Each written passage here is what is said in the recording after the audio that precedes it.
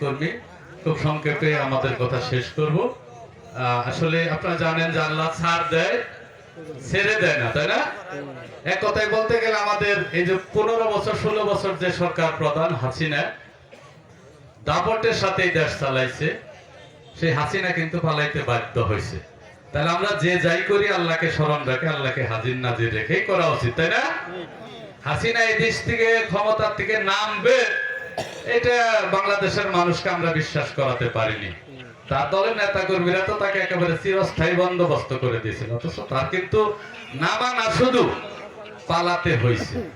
এজন্য আমরা যারা উপস্থিত হয়েছি আমরা চেষ্টা করব আল্লাহকে স্মরণ রেখে নিজের কর্মময় জীবন পরিচালনা করার জন্য। সম্মানিত উপস্থিতি, আপনারা জানেন আমরা যে কথাটি আমার পূর্ববর্তী বক্তারা বলে গেছেন, আমরা একজন মানুষ যিনি আজকে প্রধান অতিথি হিসেবে উপস্থিত থাকার কথা ছিল, যাকে আপনারা চিনেন, যার নাম জানেন, প্রায় 30 বছরের উপরে হয়েছে। তিনি আজকে আসতে পারেননি রাজনৈতিক কারণে। তিনি চিটাগাং বিভাগের বিএনপি পুনর্গঠনের দায়িত্ব পেয়েছে। এটা আমাদের জন্য গর্বের বিষয়। আমাদের বাসাইল সখীপুরের একজন সন্তান বৃহত্তর চিটাগাং বিভাগের বিএনপি পুনর্গঠনের দায়িত্ব পেয়েছে, এজন্য তিনি আসতে পারেনি। তিনি আপনাদের সালাম দিয়েছে, তিনি দুঃখ প্রকাশ করেছে এবং আমাদের পাঠিয়েছে বিএনপির নেতা কর্মীরা। আমরা আসছি। আমাদের আজকের অনুষ্ঠানের সম্মানিত উদ্বোধক যিনি আপনারা জানেন, বীর মুক্তিযোদ্ধা শাহজাহান সাজু সাহেব, আমাদের অভিভাবক, উপজেলা বিএনপি সম্মানিত সভাপতি। আপনারা ফেসবুকের কল্যাণে জেনেছেন যে তিনি ঢাকায় স্কয়ার হাসপাতালে 5 দিন ভর্তি ছিল, গতকালকে এসেছে। তিনি শারীরিকভাবে অত্যন্ত অসুস্থ। তিনি আপনাদের দোয়া চেয়েছে আমাদের মাধ্যমে, তিনার জন্য আমি দোয়া চাই। পাশাপাশি যে কথাটা আমি বলতে চাই, যে একজন মানুষ আশরাফ বলে গেছে, আমাদের নেতৃবৃন্দ বলে গেছেন, দীর্ঘ 30 বছরের উপরে এই বাসায় সুখ করে তিনি ঘুরে বেড়াচ্ছেন। আপনারা তো কতজনকে ভোট দিয়েছেন? কালীহাতির কাদের সিদ্দিকী, তাকে আপনারা ভোট দেন নাই? তার জন্য গদারি লাঠি নিয়ে আপনারা সুখীপুর মিছিল নিয়ে যান নাই, গুলি খান নাই, খাইছেন। তিনি কি দিয়েছে সেটা আমি বলতে চাই না। শওকত মেম শাহজাহান পাহাড়ের লাল মাটির দোহাই দিয়ে আপনাদের ভোট 4 বার নিচ্ছে, ভোট ছাড়াও তো একবার হয়েছে।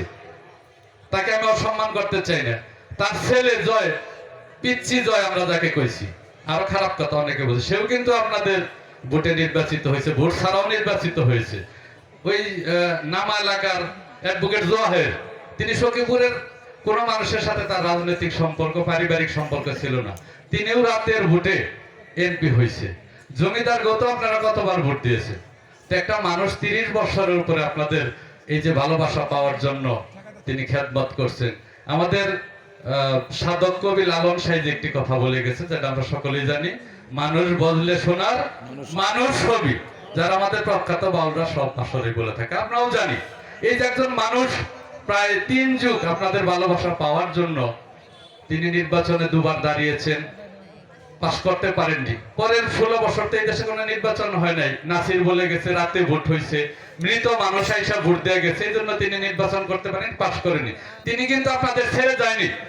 তো একটা বার, শুধু একটা বার তিনার কিছু কর্মের স্থিতি এখানে আছে। বড়চনা ব্যাংক, যে ব্যাংক প্রত্যেকটা কর্মকাণ্ড আপনারা জানেন যে আমি করেছি আজম সাহেবের প্রতিনিধি হিসাবে। এখানে কলেজ করে দিয়েছে, কুতুবপুরে এই এলাকায় কিছু কিছু রাস্তাও তিনি করে দিয়েছে। তিনি পাস করেনি, তারপরে আপনাদের ভালোবাসার জন্য শুধু এই কাজটা করে গেছেন, তিনি অব্যাহতভাবে করে যাচ্ছেন। তো আমি শুধু আহ্বান করবো যে কত মানুষকেই তো ভোট দিলেন, আমার এই বিপুল ভোটে আপনারা নির্বাচিত করেছিলেন। তা আমি কিন্তু আপনাদের ফেলে যাইনি, আপনাদের সাথেই আছি।